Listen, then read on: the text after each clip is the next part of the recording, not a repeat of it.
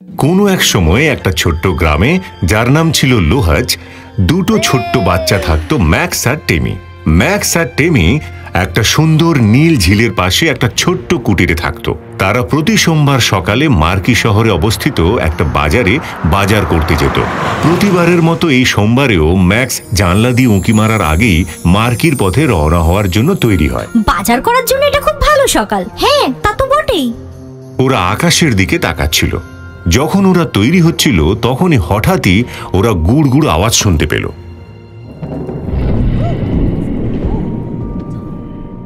ওটা কি? টেমি ম্যাক্সকে সন্দেহের চোখে দেখছিল। এটা অবশ্যই আমার পেটের থেকে নয়। তখনই ওরা আবারও গুড় গুড় আওয়াজ শুনতে পেল। এটা জানলার বাইরে থেকে আসছিল।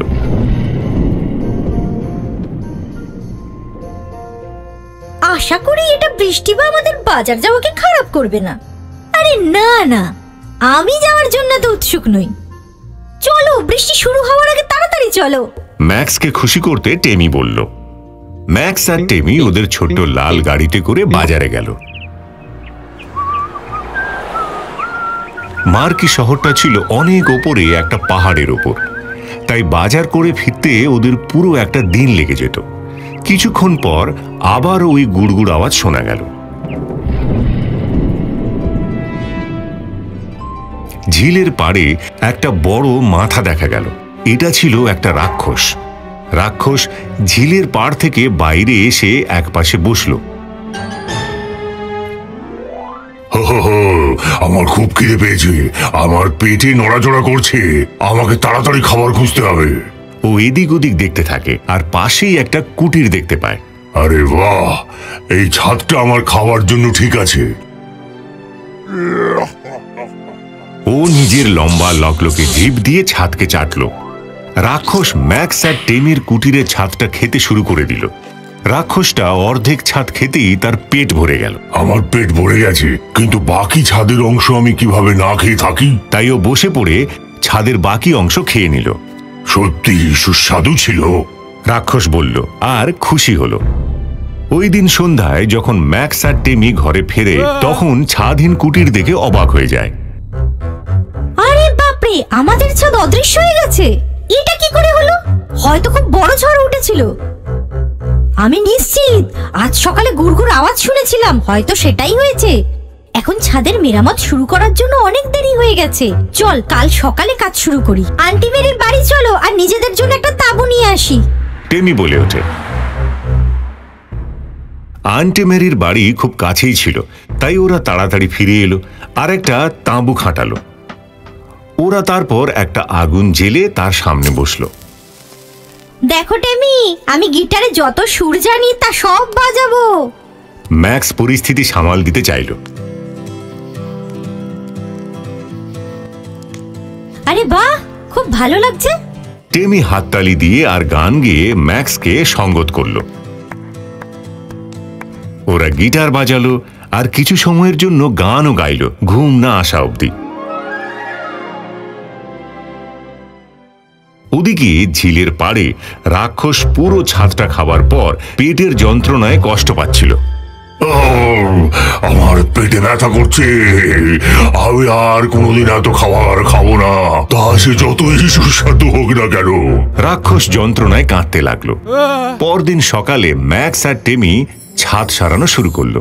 দুটো বাচ্চাকে এত পরিশ্রম করতে দেখে রাক্ষসটার ওদের জন্য দুঃখ হলো। রাক্ষসটা তখন ম্যাক্স আর টেমিকে চুপি চুপি সাহায্য করবে ঠিক করলো। যখন ওরা আন্টি মেরির বাড়িতে দুপুরের খাবার খেতে গেল, রাক্ষস পুরো ছাদটা সারিয়ে দিল। ম্যাক্স আর টেমি ফিরে এসে ছাদ দেখে অবাক হয়ে গেল।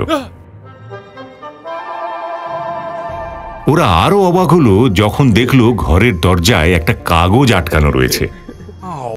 আমি তোমাদের ছাদের জন্য দুঃখিত, আশা করি তোমাদের আমার এই নতুন প্রচেষ্টা ভালো লেগেছে। তোমাদের বন্ধু। ম্যাক্স আর টেমি খুব খুশি হলো। এই বন্ধুর দয়ালু আচরণ দেখে ওরা অনুমান করতে থাকলো এটা কে হতে পারে, কিন্তু ওরা জানতে পারলো না। কিছুক্ষণ বাদে ওরা আরেকবার ওই গুড় গুড় শব্দ শুনতে পেল।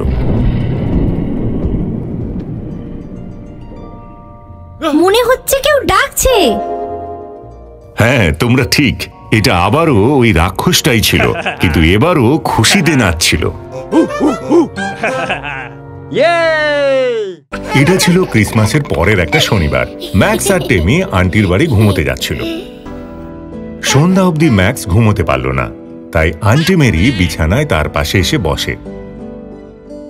আন্টি মেরি, তুমি কি ক্রিসমাসে পাওয়া এই বইটা একটু পড়ে শোনাবে? হ্যাঁ, নিশ্চয়ই। উনি গল্প বলতে শুরু করলেন। কোনো এক সময়ের কথা, জানোয়ারদের রাজত্বে 3টি শুয়োর ছিল। ওরা একটা ছোট্ট কুটিরে থাকতো, আর ওদের পাশেই একটা চালাক নেকড়ে থাকতো। ও ওদের খাবার জন্য সব সময় ধরার চেষ্টা করত। একদিন 3টি শুয়োর বাজার যাচ্ছিল, দেখে নেকড়েটা দৌড়ে এলো, কিন্তু ও ওদের দেখলই না। এটা অদ্ভুত তো, ও তো আমাদের দেখলই না। সত্যি এটা খুবই অদ্ভুত। মনে হচ্ছে ও কোনো তারাই আছে। চলো ওকে অনুসরণ করি। কৌতূহলী 3টে শুয়োর তখন নেকড়েকে অনুসরণ করে। প্রথম শুয়োর খুব দৌড়ে যায়, কিন্তু হঠাৎ থমকে যায় আর পা দিয়ে অন্য দুটো শুয়োরকে ফেলে দেয়। ওরা বাস স্টপে ওকে দেখার জন্য এক কোণে উঁকি মারে। হয়তো ও দূরে চলে যাচ্ছে, আমাদের আর বিরক্ত করবে না। আমিও এটা আশা করছি, কিন্তু এটা বাস্তবে খুবই অদ্ভুত ব্যাপার। আমার এটা মনে হয় না। দেখো, অন্য আরেকটা নেকড়ে বাস থেকে নামছে। নমস্কার দিদি, আশা করি তোমার যাত্রা আরামদায়ক ছিল। এটা ছিল ওর বোন, যে ওর সাথে দেখা করতে এসেছে। হ্যাঁ, তা তো ছিলই। ওর ধারালো দাঁত সূর্যের আলোয় চকচক করছিল। এ তো খুব ভয়ঙ্কর দেখতে। ওর দাঁত আর থাবা দেখো, সত্যি খুব শক্তপোক্ত। ওকে আমার তো ঠিকই মনে হচ্ছে। আমি কি ওর কাছে গিয়ে ওকে প্রণাম করব? আরে না, তুমি এমন কোনো আচরণ করো না।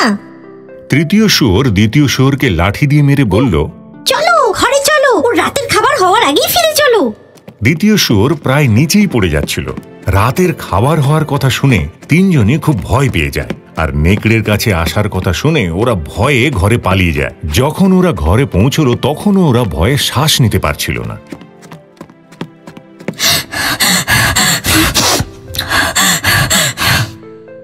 যদি ওরা দুজনে হামলা করে, আমরা কি করব? আমাদের বেঁচে থাকার জন্য একটা উপায় বার করতেই হবে। শুয়োররা ভাবতেই থাকে, ইসু ইসু, আমার কাছে একটা উপায় আছে। ও ওর উপায়টা বলে, আর সবাই সহমত হয়। এটা খুবই উত্তম উপায়। ওরা নিশ্চিত ছিল এই উপায়টা কার্যকর হবেই। পরদিন সকালে ওই 3 শুয়োর নেকড়ের বাড়ি গেল। নেকড়ে তো দরজার বাইরে নিজের শিকারদের দেখে খুব অবাক হয়ে গেল। আরে, আজ তো আমার খুব সৌভাগ্যের দিন। ওর চেহারা খুশিতে ঝিলমিল করে ওঠে। কি এসেছে ভাই? নেকড়ে 3টে শুয়োরকে ধরতে যাবে, এমন সময় ওর দিদি দরজায় এসে দাঁড়ায়। দাঁড়াও, এই ফুল তোমার জন্য নেকড়ে দিদি। আমার জন্য? কেন? ধন্যবাদ, এটা সবচেয়ে সুন্দর ফুল। আপনি শহরের একজন অতিথি, তাই আশা করি আপনার প্রবাস জীবন সুখের হোক। দিদি থাবা নাড়ার চেষ্টা করে, কিন্তু ও ওর ধারালো নখ ধরে নেয়। এই চকলেটও তোমার জন্য দিদি।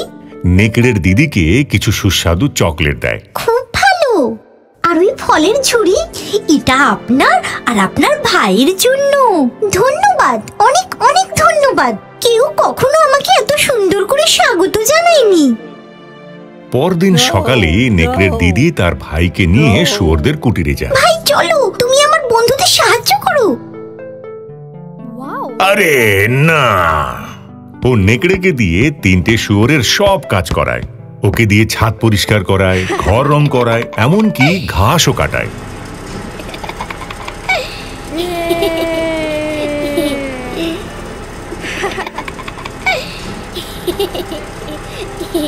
এটা আমার দয়ালু আর ভালো বন্ধুদের ধন্যবাদ জানানোর আমার নিজস্ব প্রচেষ্টা। ওদের উদ্দেশ্য সফল হলো। দুষ্টু নেকড়ে আর কোনোদিন শুয়োরদের উপর হামলা করার কথা ভাবতেই পারবে না।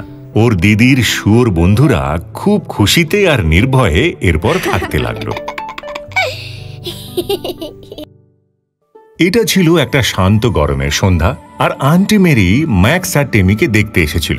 আরে বাচ্চারা, এটা ক্যাম্পে যাওয়ার জন্য বেশ ভালো রাত না? ক্যাম্প? রাতে? হ্যাঁ, ক্যাম্প আর ঘোরাফেরা। আন্টি মেরি বলল। আন্টি মেরি নিজের তাঁবু সাথেই এনেছিল, তাই বাচ্চারা সেটা খাটাতে সাহায্য করল। ওই সন্ধ্যায় ওরা তাঁবুর বাইরে ঘাসের উপর শুয়ে আকাশের তারা দেখছিল। ম্যাক্স, আন্টি মেরি একটা চকচকে তারাকে ইশারায় দেখিয়ে বলে, তুমি কি ওই বড় লাল তারাটা দেখতে পাচ্ছ? ওটাই মঙ্গল। বাহ, যখন আমি বড় হব তখন মঙ্গলে চলে যাব। ম্যাক্স ওপরের তারাদের দেখতে দেখতে তাড়াতাড়ি ঘুমিয়ে পড়ল।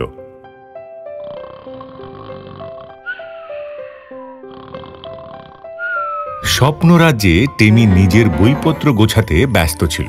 তাড়াতাড়ি করো, নিজের স্লিপিং ব্যাগটা গুছিয়ে নাও। তখনই আঙ্কেল বেন ভেতরে আসে। ও, সবকিছু ঠিকই আছে, আর বেশি সময় নেই তোমাদের হাতে। আঙ্কেল বেন বললেন, তাড়াতাড়ি চলো। দুই সাহসী মহাকাশচারী নিজেদের বড় রূপোর রকেটে চেপে আঙ্কেল বেনের দিকে যায়। ম্যাক্স আর টেমি নিজেদের সিট বেল্ট লাগিয়ে নেয়। সব ইঞ্জিন পরীক্ষা করো, উল্টো গোনা শুরু। 10, 9, 8, 7, 6, 5, 4, 3, 2, 1, ব্লাস্ট অফ! ওরা দুজনে চেঁচিয়ে ওঠে।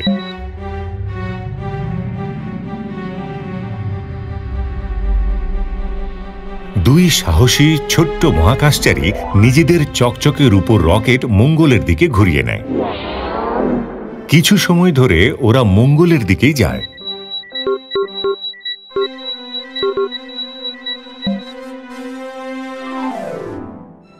ওই দেখো টেমি, ওই তো মঙ্গল। ল্যান্ডিং এর জন্য তৈরি হও, তাই চলো। ওরা মঙ্গলে থামে আর ছোট্ট জানলা দিয়ে বাইরে দেখে। বাহ, আমরা শেষ পর্যন্ত পৌঁছে গেছি। এটা খুবই রোমাঞ্চকর। চলো মঙ্গল গ্রহটা ঘুরে দেখি। দুই সাহসী ছোট্ট মহাকাশচারী তাদের ভারী মহাকাশ স্যুট পরে মঙ্গল গ্রহে হেঁটে ঘুরতে থাকে আর নিজেদের পায়ের ছাপ ফেলতে থাকে। এরপর ম্যাক্স একটা মহাকাশ গাড়িতে আটকে যায়। তখন টেমি বালি আর পাথর একটা বালতিতে ভরতে থাকে। ওরা এদিক ওদিক দেখে, কিন্তু কাউকেই দেখতে পায় না। তখন হঠাৎ ওরা একটা জোরে শব্দ শুনতে পায়। টেমি তাড়াতাড়ি একটা বড় পাথরের আড়ালে লুকিয়ে পড়ে। লুকিয়ে পড়ো ম্যাক্স, লুকিয়ে পড়ো, মনে হচ্ছে কোনো মহাকাশী জন্তু আছে। কিন্তু ম্যাক্স দাঁড়িয়েই থাকে আর হাসে। এটা কোনো জানোয়ার না, এটা আমার পেটের শব্দ। আমার খুব খিদে পেয়েছে। ও রকেটে ফিরে যায় আর সাথে করে আনা সব সুস্বাদু খাবার ওরা মঙ্গলে বসে খেতে থাকে। এরপর ম্যাক্স নিজের ঘড়ি দেখে। চলো, সময় হয়েছে, আমরা ফিরে যাই। আমি মঙ্গল গ্রহে আমার উপস্থিতি প্রমাণ রাখতে একটা পতাকা ওড়াবো। এটা বলে টেমি নিজের কাজে বেরিয়ে যায়। চলে এসো, ঘরে ফেরার সময় হয়ে গেছে। আঙ্কেল বেন আমাদের অপেক্ষা করছেন। ওরা নিজেদের মহাকাশযানে ফিরে আসে আর জোর বিস্ফোরণের সাথে যাত্রা শুরু করে।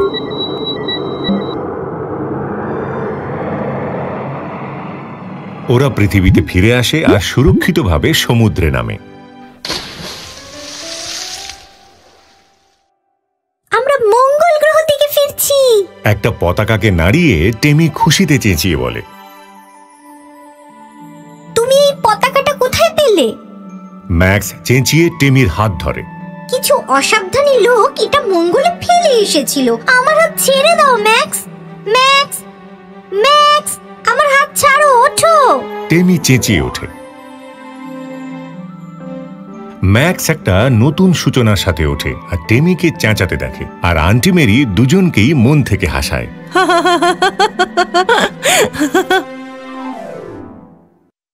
রাম্বল ট্রাম্বল পাহাড়। এটা একটা রবিবারের সকাল। দূর দেশে দুটো বাচ্চা থাকতো, ম্যাক্স আর টেমি। বাচ্চা দুটো ঘরের সামনের দোলনায় দুলছিল।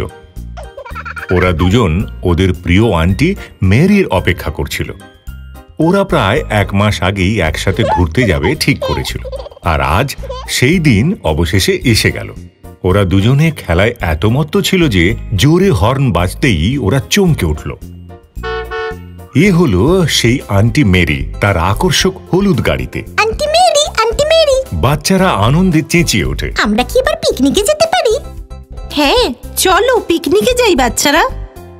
ইপ্পি, আমাদের খুব মজা হবে। বাচ্চারা খুশিতে নেচে উঠল। কিন্তু আমরা কোথায় যাচ্ছি? তোমরা জানো, আমি যখন তোমাদের মতো ছোট ছিলাম তখন আমি রাম্বেল টাম্বেল পাহাড়ে পিকনিকে যেতাম। রাম্বিল টাম্বিল পাহাড়? এটা কোথায়? রাম্বিল টাম্বিল পাহাড়ে বা বলে কেন? এটা কি ম্যাক্সের পেটের মতো গুড়গুড় করে নাকি? আরে না, চলো এ বিষয়ে জানা যাক। ম্যাক্স আর টেমি খুব খুশিতে আন্টি মেরির গাড়িতে করে রাম্বল ট্রাম্বল পাহাড়ের দিকে যাত্রা শুরু করলো।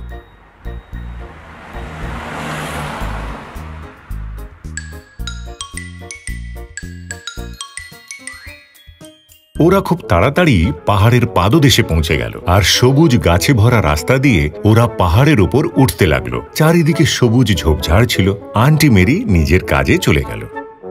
এই দেখো বাচ্চারা, আমাদের জিনিসপত্র রাখার জন্য একটা ভালো জায়গা। এখানে তো একটা বেঞ্চও আছে। ই বাবা, আরে না, আমরা তো পিকনিকে পুতুলগুলো আনতে ভুলেই গেছি।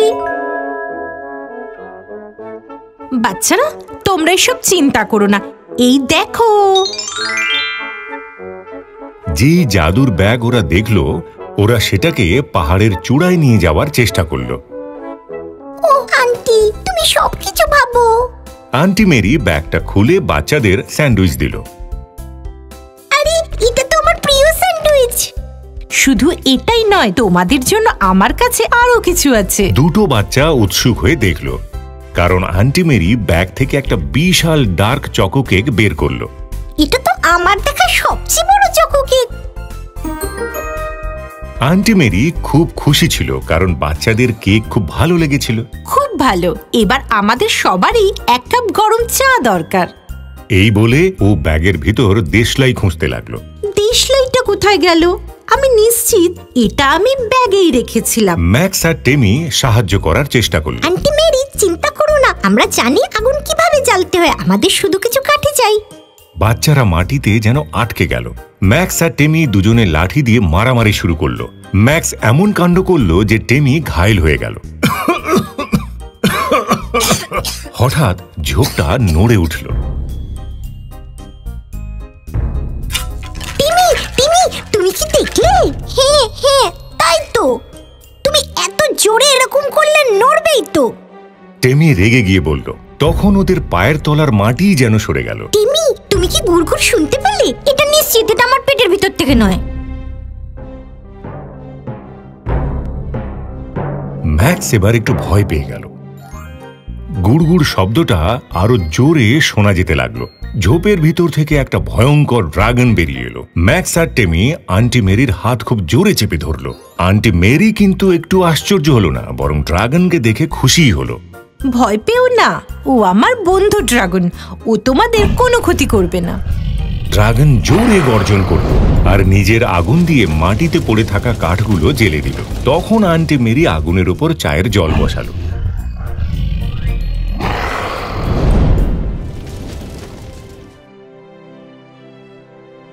ওদের সাথে চা খাবার সময় ড্রাগন খুব খুশি হলো। ম্যাক্স আর টেমি আশ্চর্য হয়ে গেল।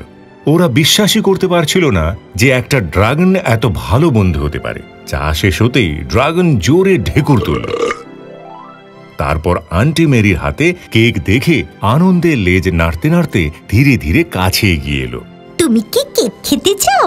ড্রাগনকে সাহস করে ম্যাক্স জিজ্ঞাসা করলো। ড্রাগনের মুখে তো জল এসে গেল। ও টেমির হাত শুঁকতে লাগলো। আরে, তুমি আমার কেক খেও না। ভয় পেয়ে টেমি বলল। ম্যাক্স কেক দিল। ড্রাগন একবারেই সেটা গিলে ঝোপের আড়ালে অদৃশ্য হয়ে গেল। তারপর কিছু চকমকে পাথর নিয়ে ও আবার ফিরে এলো আর বাচ্চাদের দিল। মনে হচ্ছে তোমাদেরকে ড্রাগনের খুব ভালো লেগেছে। নিজেদের নতুন বন্ধুর দেওয়া উপহারের প্রশংসা করতে করতে বাচ্চারা খুশিতে ঘরে ফিরে এলো। কোনো এক সময়ে এক জঙ্গলে সব পশুরা মিলে এক সভায় তাদের রাজা সিংহকে নিয়ে আলোচনা করছিল। আজ আমরা এখানে সবাই একত্রিত হয়েছি কিভাবে আমরা রাজা সিংহের হাত থেকে রক্ষা পাবো সেটা আলোচনা করতে। ও আমাদের খুবই সমস্যায় ফেলছে। যখনই ওর খিদে পাচ্ছে তখনই আমাদের আত্মীয় পরিজনদেরকে মেরে খেয়ে ফেলছে। আমরা প্রায় প্রত্যেক দিনই আমাদের পরিজনদের হারাচ্ছি।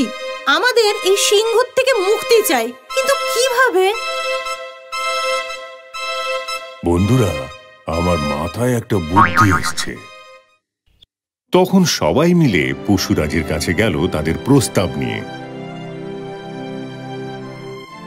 পশুরাজ তখন নিজের গুহায় রাজকীয় আহার করছিলেন। সব পশুরা সেখানে গিয়ে নতমস্তকে পশুরাজকে সম্মান জানিয়ে দাঁড়ালো। কি জন্য তোমরা আমার কাছে এসছো?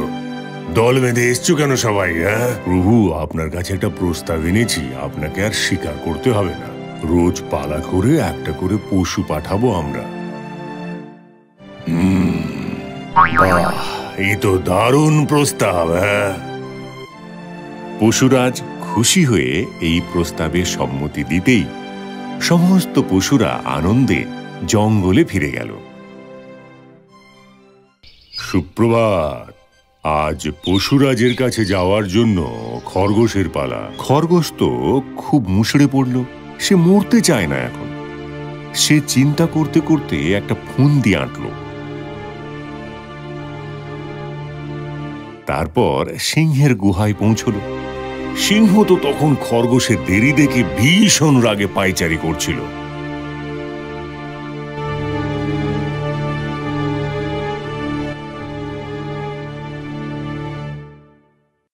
তুই দেরি করলি কেন আজ? হ্যাঁ, তোর দল কই? তুই একা কেন? একটা খরগোশে আমার জল খাওয়ারও হবে না। তুই কি আমার সাথে মজা করছিস?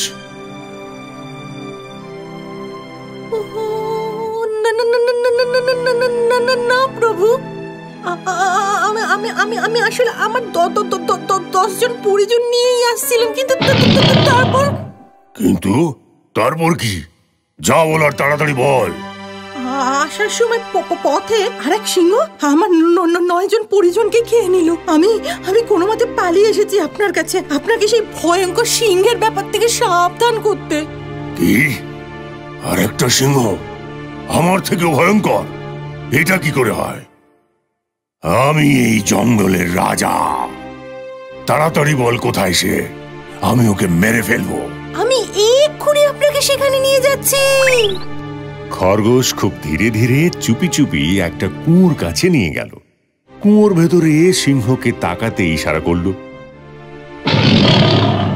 সিংহ কুয়োর জলে নিজের প্রতিবিম্ব দেখতে পেল এবং সে ভাবল যে এটা সেই অন্য সিংহটা। সিংহ খুব রেগে গিয়ে গর্জন করতে লাগলো এবং কুয়োয় ঝাঁপ। খরগোশ তখন আনন্দে লাফিয়ে উঠল। সে ভাবতেই পারছিল না যে তার ফন্দিটা কাজে এসেছে এবং সিংহ মারা গেছে। সে খুব জোরে চিৎকার করতে বনের বাকি পশুরা আড়াল থেকে বেরিয়ে এলো আর সবাই মিলে আনন্দ করতে লাগলো তাকে নিয়ে।